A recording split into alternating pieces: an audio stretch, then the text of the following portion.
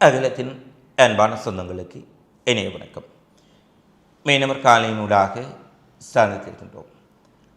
அமெரிக்க அதிபர் Donald Trump இன்று ஊடகங்கள் முன்னிலையில் வெளியிட்டுள்ள கருத்துக்கள் ஈரானிய போரில் அமெரிக்கா மிக சிக்கலான ஒரு நிலையை அடைந்திருப்பதை திட்ட தெளிவாக காட்டியிருக்கின்றது.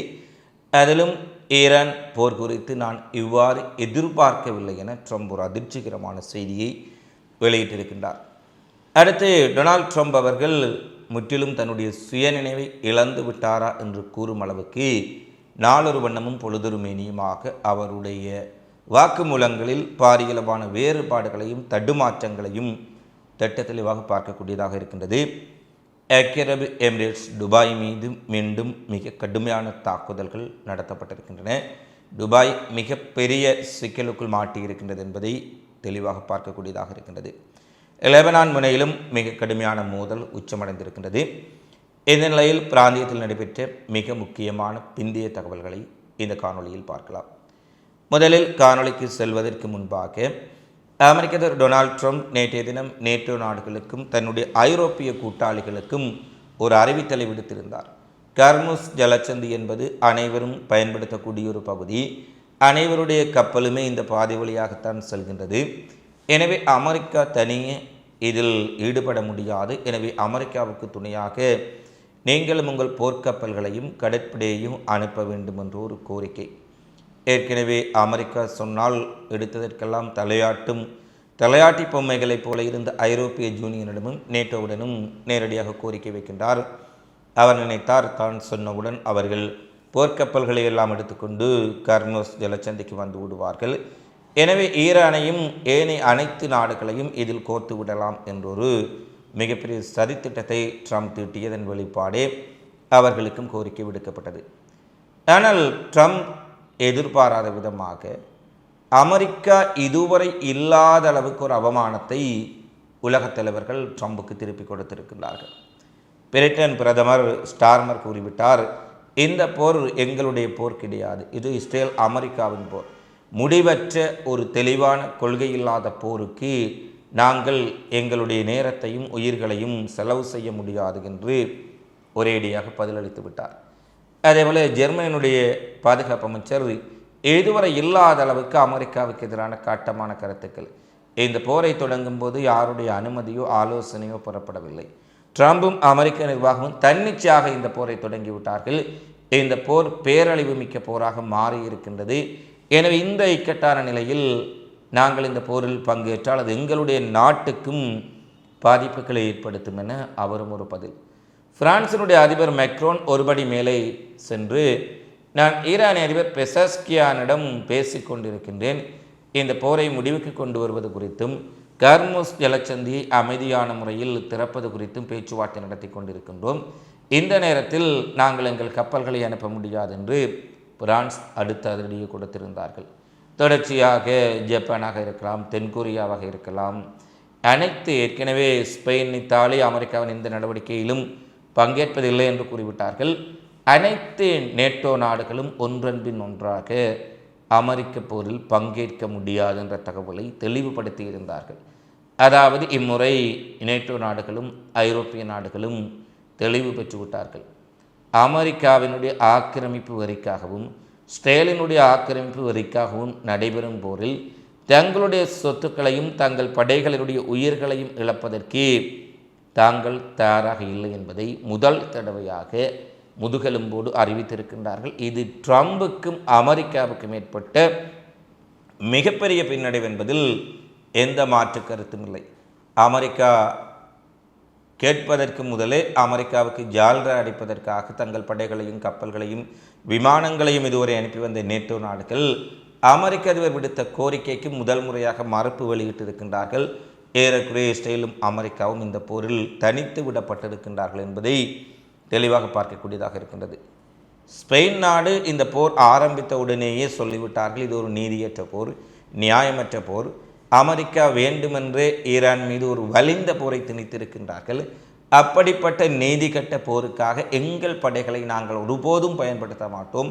ஸ்பெயினில் இருக்கக்கூடிய அமெரிக்க படைகள் வெளியேற வேண்டும். அமெரிக்க விமானங்களை இங்கு நிறுத்தி வைக்கக்கூடாது. அமெரிக்க கப்பல்கள் இங்கு தரித்து நிற்க முடியாது. அமெரிக்க படைகள் இங்கிருந்து எங்கும் ஈரான் மாற்றி சென்று கூட தாக்குதலில் ஈடுபடக்கூடியது. இந்த போரில் ஸ்பெயின் எந்த ஒரு வகிபாகத்தையும் வகிக்க மாட்டார்கள் என்பதை ட்ரம்பின் முகத்தில் அறைந்ததைப் போல குறிப்பிட்டார். ஆனால் ஸ்பெயின் உண்மையிலேயே இந்த நீதி நேர்மைக்காக பென் சான்சஸ் அவர்கள் இந்த கருத்துக்களை கூறினார். ஆனால் ஐரோப்பிய நாடுகள் உண்மையில் நீதியின் பக்கத்தில் நிற்பதற்காக அமெரிக்காவினுடைய இந்த நீதியற்ற போரில் பங்கேற்கவில்லை என்று கூறினார்களா, அல்லது பெரியண்ணனுக்கு அமெரிக்காவுக்கே இந்த அடி விழுகிறது, அமெரிக்காவினுடைய தளங்கள் மத்திய கிழக்கில் அனைத்தும் துடைத்தெறியப்பட்டிருக்கின்றன, அமெரிக்காவின் ரேடார் நிலையங்கள் சுக்குநூறாக்கப்பட்டிருக்கின்றன, அமெரிக்க தூதரகங்கள் மிகப்பெரிய தாக்குதலுக்குள்ளாக இருக்கின்றன, அமெரிக்காவை நம்பி சென்று அரபுலக நாடுகளின் நிலை என்னவென்று தெரியாத அளவுக்கு அவர்கள் அலறி போயிருக்கின்றார்கள். தங்களுடைய பொருளாதார கட்டுமானங்கள் அனைத்தும் தாக்கப்படுகின்றன. அமெரிக்கா வேடிப்பொக்கி பார்த்து கொண்டிருக்கின்றார்கள். அதைவிட அமெரிக்காவுக்கும் வேறு வழி இல்லை. ஏனால் தன்னுடைய சொந்த விமானப்படை தளங்களையும் கடற்படை முகாம்களையும் கடற்படை தளங்களையும் தன்னுடைய சொந்த இராணுவ தளங்களையும் சொந்த அமெரிக்க தூதரகங்களையும் கூட ஈரானிய தாக்குதலில் இருந்து பாதுகாக்க முடியாத அமெரிக்கா அரபுலக நாடுகளின் தளங்களை எவ்வாறு பாதுகாக்க முடியும் என்ற யதார்த்தபூர்வமான கேள்வியை தற்போது எல்லோரும் அமெரிக்காவை பார்த்து இந்த அரபுலகத்தை பார்த்து கேட்க ஆரம்பித்திருக்கின்றார். இந்த நிலையில் ஐரோப்பிய நாடுகள் வீணாக ஒரு வலிந்த போரில் சிக்கிக்கொண்டு ஈரானின் கோபத்துக்கு ஆளாக விரும்பவில்லை என்பது தெளிவாக தெரிகின்றது. இதற்கு முன்பு ஒரு விடயத்தை கூற வேண்டும். கடந்த 10ஆம் தேதி 7 நாட்களுக்கு முன்பாக இன்று 17ஆம் தேதி ஈரான் ஒரு அறிவிப்பை விடுத்திருந்தார்கள். அதாவது பிரிட்டன், பிரான்ஸ், ஜெர்மனி போன்ற நாடுகள் அமெரிக்காவுக்கு ஆதரவாக போர்க்கப்பல்களை அனுப்பலாம் என்று பேச்சுவார்த்தைகள் மிக தீவிரமாக இடம்பெற்றது.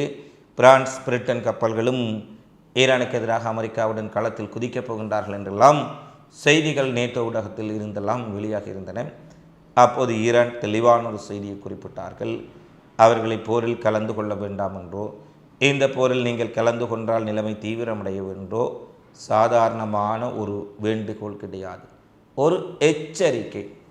இந்த போரில் அமெரிக்கா இஸ்ரேலினுடைய இந்த நெறிமுறையற்ற போரில் ஐரோப்பிய நாடுகள் யாராவது கலந்து கொண்டால் அது எந்த நாடாக இருந்தாலும் அவர்களுடைய இராணுவ தளங்கள், அவர்களுடைய தூதரகங்கள், அவர்களுடைய சொத்துக்கள், அதாவது உலகம் முழுவதும் ஒரு நாடு அமெரிக்காவாக இருந்தால் பிரிட்டனாக இருந்தால் அவர்களுடைய சொத்துக்கள் மத்திய கிழக்கு முழுவதும் இருக்கின்றன. மத்திய கிழக்கு கடந்த ஐரோப்பா, மேற்காசியான அனைத்து இடங்களிலும் அவர்களுடைய சொத்துக்கள், தொழிற்சாலைகள், கம்பெனிகள் பறந்து விரிந்து கிடக்கின்றன. அத்தனையும் இலக்கு வைத்து தாக்குவோம். மத்திய கிழக்கில் மட்டுமல்ல உலகம் முழுவதும் நாங்கள் தாக்குதலை மேற்கொள்வோம். இதில் எந்த ஒரு சமரசமும் கிடையாது. எங்களுக்கு எதிரான போரில் நீங்கள் இறங்கிவிட்டீர்கள் என்றால், ஒரு கப்பலை அமெரிக்காவுக்கு ஆதரவாக எங்களுக்கு எதிராக அனுப்பிவிட்டீர்கள் என்று சொன்னால் அனைத்தும் துவம்சம் செய்யப்படும் என்று ஒரு கடுமையான எச்சரிக்கை விடுத்திருந்தார்கள்.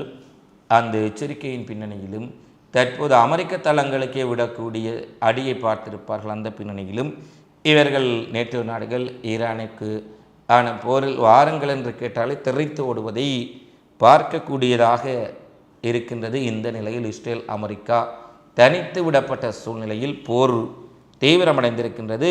இந்த நிலையில் பல ஐரோப்பிய நாடுகள் ஈரானை சமாதானப்படுத்தி ஒரு பேச்சுவார்த்தை மேசைக்கு கொண்டு வருவதற்கான பல முயற்சிகளை மேற்கொள்ள ஆரம்பித்திருப்பதை பார்க்கக்கூடியதாக இருக்கின்றது.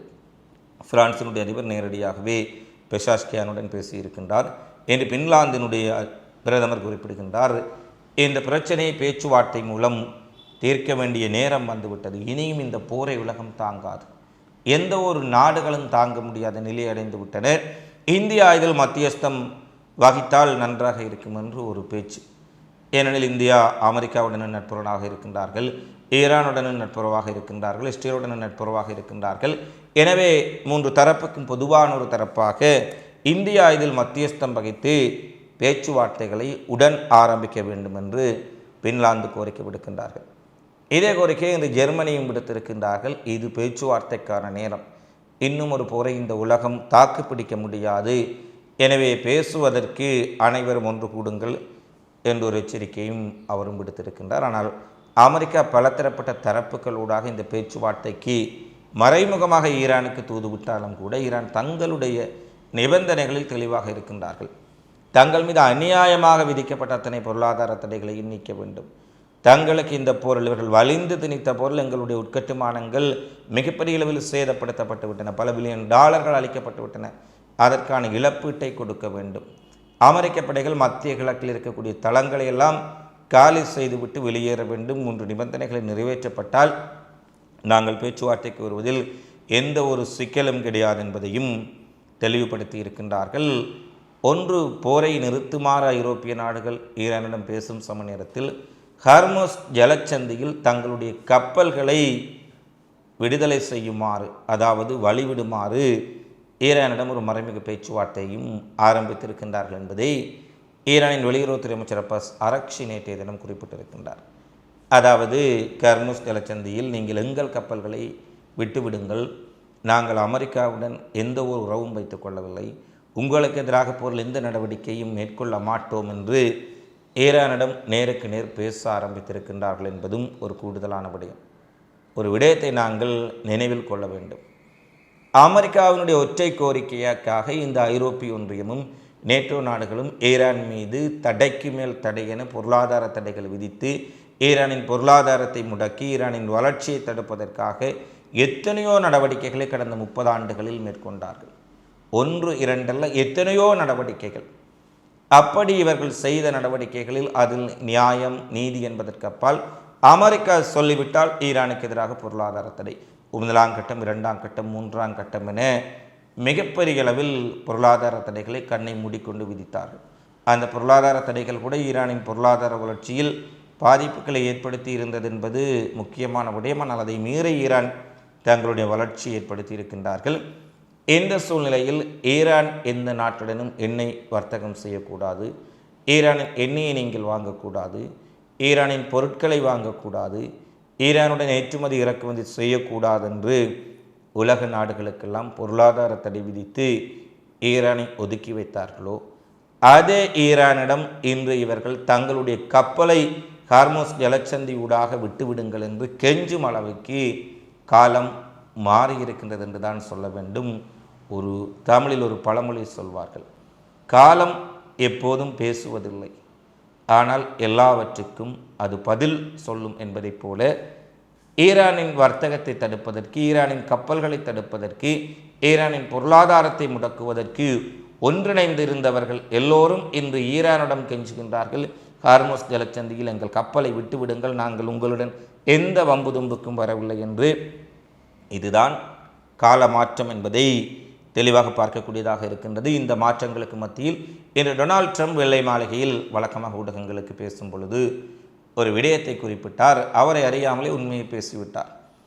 ஈரான் ஒரு மிகப்பெரிய வல்லரசு நாட்டை போல உலகம் உணரும் வகையில் வளைகுடாவின் அத்தனை நாடுகள் மீதும் அவர்கள் இவ்வளவு கடுமையான தாக்குதல்களை நடத்துவார்கள் என்பதை யாருமே எதிர்பார்க்கவில்லை. நாங்கள் மட்டுமல்ல, எங்களுடைய நட்பு நாடுகள் கூட எதிர்பார்க்கவில்லை. அவர்கள் சரணடைவதை பதிலாக திருப்பி தாக்குவதை தேர்ந்தெடுத்திருக்கின்றார்கள். அவர்களுக்கு ஒரு மிகப்பெரிய வலிமை இருக்கின்றது. அவர்கள் மிகப்பெரிய புத்திசாலிகளாக இருக்கின்றார்கள். அவர்களுடைய தாக்குதல்களுடைய வியூகங்களை எங்களால் சமாளிக்க முடியவில்லை என்பதை அவர் இன்று தெரிவித்து விட்டார். அதாவது மத்திய கிழக்கில் இருக்கக்கூடிய அரபுலக நாடுகளில் இருக்கக்கூடிய வளைகுடா நாடுகளின் தளங்களை பாதுகாப்பதற்கே நாங்கள் இப்போது போரிட வேண்டி இருக்கின்றது என்பதை ட்ரம்ப் இன்று ஊடகங்கள் முன்னிலையில் வெள்ளை மாளிகையில் கதறி இருக்கின்றார். Much more, only because people don't understand to a large, it's a big chess game at a very high level. It's a very high level chess, the highest, and I'm dealing with very smart players. These are smart people. They don't get there. You know, when you deal with some of these people, you're dealing with high level intellect, very high IQ people.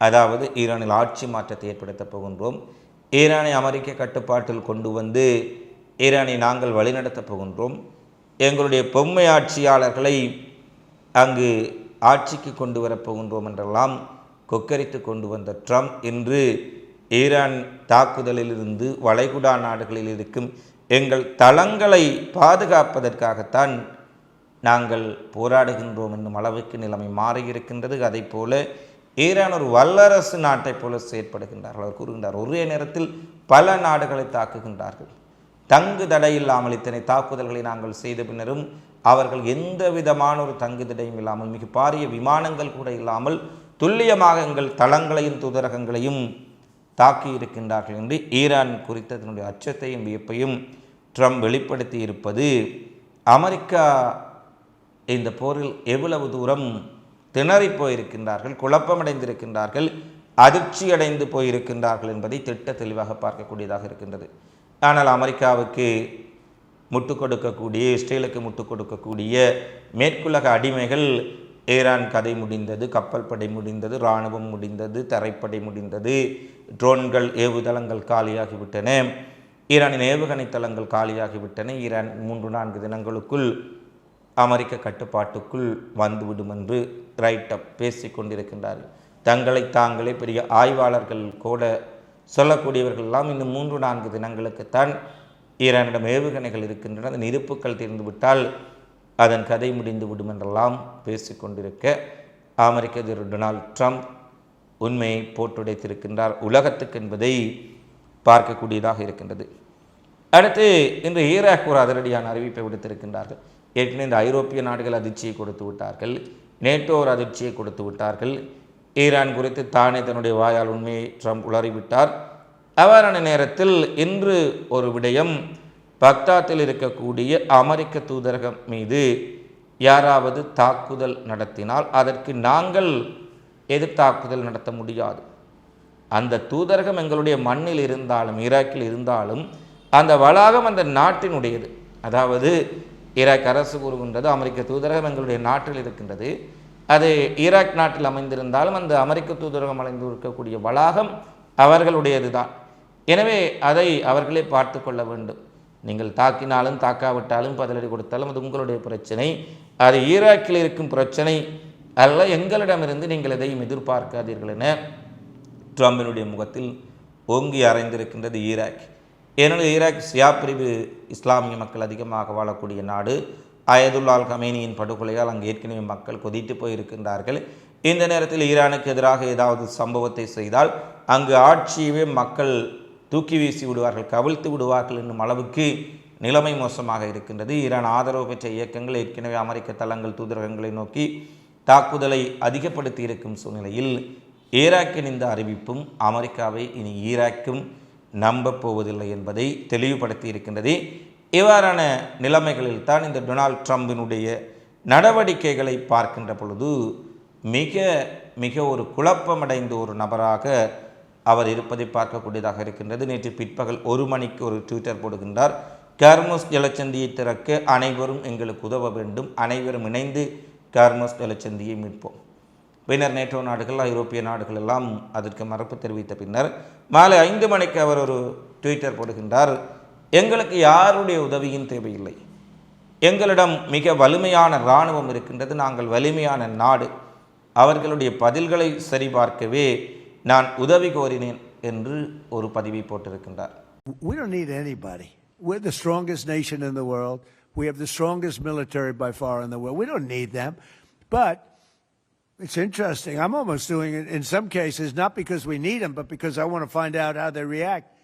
Because I've been saying for years that if we ever did need them, they won't be there. Not all of them, but they won't be there. I was very... இது யாருக்காவது புரிகின்றதா? பிற்பகல் 1 மணிக்கு கூறுகின்றார், அனைவரும் வாருங்கள், கார்முஸ் ஜலச்சந்தியை பாதுகாப்போம், அனைவரும் ஒன்றிணைவோம், ஈரானின் ஆதிக்கத்தை கட்டுப்படுத்துவோம். மாலை 5 மணிக்கு 5 மணி நேரம் கழித்து போடுகின்றார், எங்களுக்கு யாருடைய உதவியும் தேவையில்லை, மாலை 5 மணியில் நாங்களே வலிமையான இராணுவம் வைத்திருக்கின்றோம், யாரும் தேவையில்லை என்று. இது ஒரு காமெடியாக சொன்னால் எல்லோரையும் பார்த்தால் பைத்தியக்காரன் போல தெரிகின்றதா என்று கூறுவார்கள். அதை போல தான் இந்த ட்ரம்ப் ஊடகங்களை பார்த்தாலும் மக்களை பார்த்தாலும் அனைவரும் பைத்தியக்காரர்கள் என்று நினைத்து கொண்டு பேசுகின்றாரா என்பதைத்தான் பார்க்கக்கூடியதாக இருக்கின்றது. அடுத்து அரபு தலைவர்களுக்கு ரஷ்ய வெளியுறவுத்துறை அமைச்சர் செர்ஜி லாவ்ரோவ் என்று ஒரு மிக கடுமையான பதிலடியை கொடுத்திருக்கின்றார். அதாவது ஈரானை நிறுத்துங்கள், எங்களுடைய நாடுகள் மீது தாக்குதல் தொடர்ந்தால் எங்களுடைய பொருளாதாரம் முற்றாக சரிந்துவிடும், சுற்றுலாத்துறை சரிந்துவிடும், முதலீடுகள் சரிந்துவிடும், முதலீட்டாளர்கள் எங்கள் நாடுகளை விட்டு வெளியேற ஆரம்பித்து விட்டார்கள், ஒட்டுமொத்தமாக நாங்கள் சரிவதற்குள் நீங்கள் தயவு செய்து ஈரானை நிறுத்துங்கள் என ரஷ்ய வெளியுறவுத்துறை அமைச்சர் லாவ்ரோவிடம் அரபு நாடுகளினுடைய வெளியுறவுத்துறை அமைச்சர்கள் கூட்டாக கூறுகின்றார்கள். அப்போது அவர் ஒரு பதிலளிக்கின்றார். அமெரிக்காவும் இஸ்ரேலும் செய்த மனிதத்துக்கு எதிரான படுகொலைகளை நீங்கள் கண்டித்தீர்களா? ஈரானில் இராணுவம் அல்லாத ஒரு இலக்கு 170 பெண் குழந்தைகள் பள்ளி மாணவிகள் படுகொலை செய்யப்பட்டார்கள். அதை நீங்கள் முழுமையாக அறிந்திருந்தும் ஏன் இதை கண்டிக்கவில்லை? நீங்கள் கண்டித்தீர்களா என்று ஒரு முகத்தில் அறைந்ததைப் போல கேள்வி. இதற்கு ஏதாவது அரபு நாட்டினுடைய தலைவர் பதில் சொல்ல முடியுமா? Did you condemn what the United States and Israel began to do? And for example, did you condemn the deaths of 170 girls in a school? I believe that we must take a unified position. We are against the suffering of the Gulf countries, on whose behalf you speak. We believe that this does not provide our Arab colleagues with any military advantages. Politically, it is very doubtful that Iran gains anything from this, rather the opposite. But we also cannot accept the logic according to which Iran's actions are unacceptable. While everything the US and Israel do is not subject to discussion. Do you understand what I mean? It is an obvious thing. It lies on the surface. We advocate for the immediate cessation of aggression.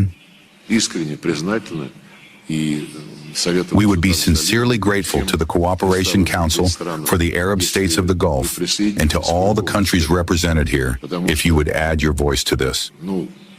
Because, well, the reason for everything that is happening, we can say that Iran reacted in a way that not everyone expected. I agree with that. But a country in the middle of negotiations is subjected to aggression, well, treacherous aggression. Iran வளைகுடா நாடுகள் மீது தாக்குதலை நடத்தியதாக தீர்மானம் கொண்டு வந்து ஐநாவில் கண்டன தீர்மானம் நிறைவேற்றியுங்கள். பள்ளிக்கு சென்ற குழந்தைகளை பள்ளி வளாகத்தில் பாடசாலைக்குள் வைத்தே குண்டுகளை போட்டு படுகொலை செய்திருக்கும் இந்த காட்டுமிராண்டித்தனமான செயலை நீங்கள் ஏன் கண்டிக்கவில்லை என்ற கேள்வி அரபுலக நாடுகளை நோக்கி ரஷ்யா எழுப்பியிருக்கின்றார்கள் என்பதையும் பார்க்கக்கூடியதாக இருக்கின்றது. அடுத்து லெபனானுக்குள் இஸ்ரேலிய இராணுவம் டேங்கிகள் சகிதம் உள்ளே நுழைந்துள்ள சூழ்நிலையில் மிக கடுமையான ஒரு மோதல் ஹிஸ்புல்லா போராளிகளுக்கும் இஸ்ரேலிய இராணுவத்திற்கும் நடைபெற்று கொண்டிருக்கின்றது. தெற்கு லெபனான் பெகா பள்ளத்தாக்கு மற்றும் இஸ்ரேல் லெபனான் எல்லைகளில் மிக கடுமையான துப்பாக்கி சண்டையும் மிகப்பெரிய அளவில் ஏவுகணை ராக்கெட் தாக்குதலும் நடைபெற்று கொண்டிருக்கின்றன. தாங்கள் ஹிஸ்புல்லாக்களினுடைய பகுதிகளை இம்முறை தரை வழியாக சென்று முழுமையாக கைப்பற்றப் போவதாக இஸ்ரேலினுடைய பாதுகாப்பு அமைச்சர் காட்ஸ் தெரிவித்திருக்கின்றார். ஆனால் ஹிஸ்புல்லாக்கள் ஒருபோதும் இஸ்ரேலினுடைய தாக்குதல்களை நாங்கள் அனுமதிக்கப் போவதில்லை, லெபனானை பாதுகாப்பதற்கு நாங்கள் அனைவரும் ஒன்றிணைந்து நிற்போம் என்ற ஒரு செய்தியை குறிப்பிட்டிருக்கின்றார்கள். இஸ்ரேலின் கொடூரமான தாக்குதல் காரணமாக லட்சக்கணக்கான லெபனான் மக்கள் பாதுகாப்பு தேடி சிரியாவை நோக்கி இடம்பெயர்ந்து சென்றிருக்கின்றார்கள். லெபனானில் மிக மோசமான வான்வெளி தாக்குதல்களை இஸ்ரேல் நடத்தி கொண்டிருக்கின்றார்கள். கடந்த 48 மணி நேரத்தில் மட்டும் 340 பொதுமக்கள் கொன்று குவிக்கப்பட்டிருக்கின்றார்கள். எனவே ஆயுதங்களுடன் இருப்பவர்களுடன் நேருக்கு நேர் மோதுவதற்கு பதிலாக பொதுமக்களை கண்ணூடித்தனமாக கொன்று குவிப்பது இஸ்ரேலினுடைய வழக்கமான நடைமுறையாக மாறிவிட்டது.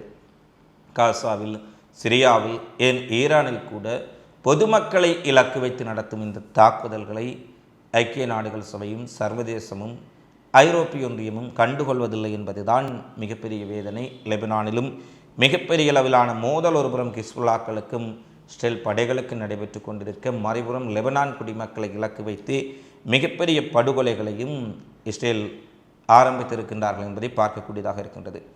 இறுதியாக ஈரான் இஸ்லாமிய புரட்சிகர காவலர் படையின் ட்ரூப்ராமிஸ் போரின் 57வது கலை தொடங்கப்பட்டுள்ளதாக கதல் அல் அன்பியா மத்திய தலைமையகம் அறிவித்துள்ளது. இந்த நடவடிக்கையில் கட்டாரில் அமைந்திருக்கக்கூடிய அமெரிக்க விமானப்படை தளம் அல் உதை விமானப்படை தளம் மிகப்பெரிய அளவில் தாக்குதலுக்குள்ளானதாக கூறப்படுகின்றது. இந்த தாக்குதலில் கெய்வர், ஷெகான், எமாட், காதர் போன்ற அதிநவீன பாலிஸ்டிக் ஏவுகணைகளை ஈரான் பயன்படுத்தி இருப்பதாக கூறப்பட்டிருக்கின்றது. அதேபோல் பஹ்ரைனில் இருக்கக்கூடிய கடற்படை முகாம் மீதும் ஒரு தாக்குதல் நடத்தப்பட்டிருக்கின்றது. இஸ்ரேலுக்குள் தற்போது நடத்தப்பட்டிருக்கும் தாக்குதலில் மிகப்பெரிய அளவிலான சேதங்களை டெல் அவீவ் நகரம் சந்தித்திருக்கின்றது. அதாவது டெல் அவீவ் நகரத்தில் ஏதாவது சேதங்கள் ஏற்பட்டால், ஈரானிய தாக்குதலால் இழப்புகள் ஏற்பட்டால் அவற்றை படமெடுத்தோ வீடியோ பதிவுகளை செய்தோ நீங்கள் சமூக ஊடகங்களில் இடுவது ஒரு தேச துரோகம் என்று ஊடகங்களை கட்டுப்படுத்தும் அளவுக்கு, தங்களுடைய இழப்புகளை அப்பட்டமாக மறைக்கும் அளவுக்கு இஸ்ரேலின் நிலைமை மோசமடைந்திருக்கின்றது. ஒருபுறம் இஸ்ரேலிய தாக்குதல்கள் ஈரானிய தாக்குதல்களால் எங்களுக்கு சேதம் ஏற்படவில்லை, நாங்கள் அனைத்து ஏவுகணைகளையும் இடைமறித்து விட்டோம் என இஸ்ரேல் கூறிக்கொண்டு, மறுபுறத்தில் தடை செய்யப்பட்ட கிளாஸ்டர் குண்டுகள், ஆயுதங்கள், மோசமான ஆயுதங்களை பயன்படுத்தி எங்களை ஈரான் தாக்குகின்றார்கள் என்று வெளி உலகத்திற்கு புலம்பிக் கொண்டிருக்கின்றது இஸ்ரேல். எனவே இஸ்ரேலுக்குள் நடைபெறும் தாக்குதல் வெளியே சொல்லவும் முடியாமல், உள்ளே தாங்கிக் கொள்ளவும் முடியாமல் மிக மோசமான ஒரு நிலையை டெல் அவீவ் எட்டி இருக்கின்றது. தற்போது அந்த மக்களினுடைய வாழ்க்கை பங்கர்களுக்குள்ளும், பதுங்கு குழிகளுக்குள்ளும், பாதாள அறைக்குள்ளுமே வாழ வேண்டிய ஒரு சூழ்நிலை இஸ்ரேலியர்களுக்கு ஏற்பட்டிருக்கின்றது. ஏற்கனவே ஈரான் குறிப்பிட்டார்கள், நேற்று முன்தினம் ஏவப்பட்ட செய்யுள் ரக ஏவுகணை 10 வருடங்களுக்கு முன்பு தயாரிக்கப்பட்ட செய்யுள் ரக ஏவுகணை. ஆனால் அதன் மேம்படுத்தப்பட்ட புதிய செய்யுள் வகையினுடைய அப்டுடேட் வேர்ஷன் இன்னமும் பயன்படுத்தப்படவில்லை. அந்த மேம்படுத்தப்பட்ட செய்யுள் ரக ஏவுகணைகள் இஸ்ரேலுக்கு ஏவப்பட்டால் அதன் இழப்புகள் நினைத்து பார்க்க முடியாத அளவுக்கு இருக்கும் என்பதையும் ஈரான் மீண்டும் வலியுறுத்தி இருக்கின்றார்கள். அடுத்து வரும் நாட்களில் என்ன விடயங்கள் எல்லாம் நடைபெறப் போகின்றது என்பதை பொறுத்திருந்துதான் பார்க்க வேண்டும். இந்த காணொளி தொடர்பிலான உங்களது மதிப்பான கருத்துக்களை தவறாமல் கமெண்ட்ஸில் பதிவிடுங்கள். மீண்டும் அடுத்த காணொளியில் சந்திப்போம். நன்றி, வணக்கம்.